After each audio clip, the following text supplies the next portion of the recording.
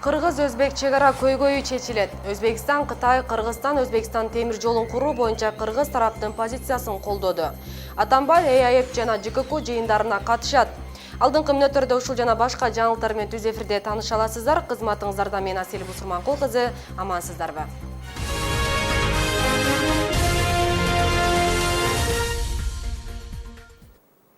Кыргыз-Өзбек чегара көйгөйү чечилет. Президенттик аппаратынын тышкы саясат бөлүмүнүн жетекчиси Сапар Исаковдун айтымында Кыргызстан менен Өзбекстандын мамлекет башчылары Алмазбек Атамбаев жана Шавкат Мирзиёевдин Самаркандтагы жолугушуусунда чегара маселеси талкууланды. Чегараларды делимитациялоо жана демаркациялоо боюнча тиешелүү мамлекеттик органдар бул маселенин үстүндө иштөө тапшырмасын алышты. 2017 жылдын январынын ортосуна чейин чегараны тактоо боюнча тараптар бир нече сүйлөшүүлөрдү өткөрүшөт. Эске салса, Кыргыз-Өзбек чегарасынын жалпы узундугу 1378 чакырымга созулат. Анын 320 чакырымы тактала элек. Өзбекстан, Кытай, Кыргызстан, Өзбекстан темир жолун куруу боюнча кыргыз тараптын позициясын колдоду. Бул тууралуу президенттик аппараттын тышкы саясат бөлүмүнүн жетекчиси Сапар Исаков билдирди. Айтымда Кыргыз-Өзбек президенттери Алмазбек Атамбаев менен Шавкат Мирзиёевдин Самаркандтагы жолугушуусунда эки тараптуу кызматташтыкты, анын ичинде аймактык долбоорлорду талкуулады. Өзбек тарап аталган темир жол долбоорун кубаттады. Эске салса, президент Алмазбек Атамбаев Өзбекстанга иш сапар менен 24 декабрда барган. Сапардын жүрүшүндө ал Ислам Каримовдун бейитине гүл коюп Куран окутту. Санкт-Петербургда ЭАЭП жана ЖКК жыйындары өтөт. Ага катышуу үчүн президент Алмазбек Атамбаев бүгүн Орусияга жөнөп кетти. Кремлдин сайты жазып чыкканда, ЭАЭП саммитине Кыргызстандан тышкары уюмга мүчө Армения, Беларусь, Казакстан жана Орусиянын лидерлери толук катышат. Алар биримдик түзүлгөндөн берки 2 жыл аралыгындагы иштердин жыйынтыгын чыгарып, болочоктогу аракеттерди ортого салышат. Евразия экономикалык биримдиктин бажы кодекси тууралуу келишимге кол коюлат. ЖКК жыйынында ага мүчө мамлекеттердин башчылары террордук жана экстремисттик коркунучтарга, маңзат жана курал аткезчилигине каршы биргелешип күрөшүү маселесин талкуулашат. Саламаттыкты сактоо тармагына ушул жылы 14,5 миллиард сом бөлүнгөн. Бул 2010 жылга караганда 2,5 эсеге көп. Бирок ага карабай саламаттыкты сактоо тармагында бир катар чечилбеген маселелер бар экенин өкмөт башчы Сооронбай Жээнбеков Ноокат аймактык ооруканасынын жугуштуу оорулардын бөлүмүнүн ачылышында айтты. Ал белгилегендей, айрым алыскы райондордо кадрлар менен камсыз кылуу, заманбап техника жана реконструкция иштери толук аткарылбай жатат. Эске салсак, 24 декабрда Ош облусунда Ноокат аймактык ооруканасынын инфекциялык бөлүмү ачылды. Аталган имараттын курулушу 2014 жылы башталып, 50 кишиге ылайыкташтырылган. Мына 16 жылга 14,5 миллиард сомго жетти тургандар. Бул каражат, бул курулуштан сырткары каражат. Мына 35 миллион сом мен айткан азыркы сумманын ичинде жок тургандар. Мына ушундай акыркы 6 жылда ушундай каражаттар келсе дагы, бирок биздин мамлекетте проблема абдан көп. Медицина тармагында, саламаттык тармагында айрыкча алыскы бийик болу райондордо, алыскы айылдарда ошол жерлерде мына кыдырып атабыз. Ошо толук кандуу эл каалагандай биз ошол жака медициналык жардамдарды толук көрсөтө албай атабыз.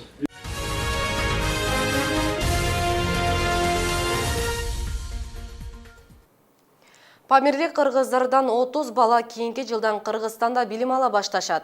Ал жатта Оогунстан Республикасынан Кыргызстанга атайын делегация келип, окуу жайлардагы шарттар, билим берүү жараяндары менен таанышып жүрүшөт. Алар Ош мамлекеттик университетинин лицей мектептеринде болушту. Жыйынтыгында делегация билим берүү мекемелеринин шарттарын жактырды. Эми балдарга паспорт алуу аракеттерин көрө башташат. Билим алууну эңсеген бордошторду алып келүүгө көрүлүп жаткан даярдыктар тууралуу Нуржамал Баргыбаева сөз кылат. Бул улуу Памирдеги кыргыздар жаштардын айырмачылыктарына карабай баары ушинтип бирге билим алышат. Окуп жазууга шарт жок, бирок баардыгы билим алууга кызыктар. Андыктан боордоштор жардам күтүп, кыргыз өкмөтүнүн билим берүү маселесин чечип берүүнү айтып келишет. Мен партияны ham жазабыз, ham окуйбуз, билебиз. Ма түркүгө азайыпыракбыз, не дегенде окуган эмеспиз түрк. Өзүбүздүн тилибизди сай окуган эмеспиз, китебини билбейбиз. Бул маселени чечүүгө бүгүн алгачкы кадам ташталды. Тагыраагы Ооганстан Республикасынын Бадахшан провинциясынын губернатору, улуу жана кичүү Памирдеги аким, Ош мамлекеттик университети жана окуу жайдын алдында түзүлгөн мектептеги шарттар менен таанышканы келишкен. Делегацияга мындагы билим алууга болгон мүмкүнчүлүктөр жакса, боордошторду ушул окуу жайда окутушат. Алардын 5-өөнү университет казынасынан акча бөлүп, акысыз каржылайт. Анан Кыргыз өкмөтү менен Афган өкмөтү өз ара ушул меморандумга кол койсо, Ош университети ушул меморандумду аткарууга демилгечи болуп атабыз да, билим берүү тармагында. Жыйынтыгында Ооганстандан келген коноктор университетте түзүлгөн шарттар тууралуу жакшы пикирлерди билдиришти. Бирок балдарды паспорт менен камсыздоо маселеси турат. Анткени Ооганстандан Кыргызстанга келүү үчүн Тажикстан мамлекетинен чет өлкөлүк паспорт менен гана өтүш керек. Биз буга чейин дагы сиздер тараптан барган делегация менен документтер маселесинде пикир алышканбыз. Эми биз сөзсүз түрдө жардам беребиз. Паспортторун тез арада жасап бергенге аракеттенебиз. Жалпы Кыргызстанга Памирден 30 бала келет. Билим берүү мекемелер шарттарына жараша баарын окууга жайгаштырат. Алар Кыргызстанга ата-энелери менен кошо келет. Анткени менен 4000 метр бийиктикте жашап көнгөн памирликтер бул жака келгенде аба ылгаш ыктымал. Бул болсо жүрөк системасына таасир этип, ден соолугун начарлатат. Мындан улам Чоң Алай районунун 20 гектар жер тилкесине карантиндик зона түзүлөт. Келген үй бүлөлөрдү ата-энеси менен балдары менен күзгө чейин ошол карантинный зонада атайын дары дармек берип, прививкаларды берип, вакцинация жасап, анан сентябрь айында Кудай буйруса ошол балдарыбызды мектептерге киргизип окута баштайбыз. Ооганстандан келген коноктор алдыда дагы 2 күндүк иш сапары менен жүрүшөт. Анын алкагында өкмөт өкүлдөрү менен жолугушуу уюштурулары күтүлүүдө. Эки өлкөнүн өкүлдөрү меморандумга кол коюшса, жогорудагы айтылган 30 бала Кыргызстанга келүүгө уруксат берилет. Нуржамал Баргыбаева, Азам Бузриков, ынтымак. Жер пайдалануу мыйзамына өзгөртүү киргизүү боюнча парламентте угуу болот. Өкмөт аталган мыйзамдарга өзгөртүү киргизүү боюнча 2015 жылдын 27 октябрда токтом кабыл алган. Айрым укук коргоочулар документ кабыл алынып калса, бийлик мамлекеттин жана коомдун муктаждыктары үчүн мыйзамга такап жарандардын үйлөрүн тартып алат деген пикирлерин билдирип келишет. Эске салсак, айыл чарба багытындагы жерлерди башкаруу, Ош шаарынын макамы, Борбордун макамы, жергиликтүү өз алдынча башкаруу, жер тилкелерин трансформациялоо жөнүндө мыйзамдарга Токой турак жай жер кодекстерине өзгөртүү киргизүү сунушталган.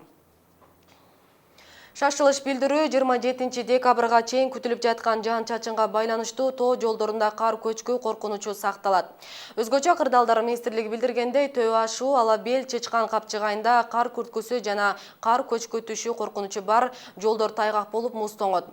Ушундай эле Кырдаал, Мырзаке, Каракулжа, Алайкуу, Ала Бука, Канышкая, Красная Горка, Акташ жана Нарын Казарман автоунаа жолдорунда да сакталат. Унаалардын ортосундагы 500 метр аралык кыймыл чектелиши зарыл. Сиздер кабарлардын түшкү чыгарылышына күбө болдуңуздар. Ушул жана башка жаңылыктарды биздин сайттан да кайталап көрсөңүздөр болот. Биздин сайт кыргыз, орус, өзбек тилдеринде маалыматтарды жайгаштырып турат.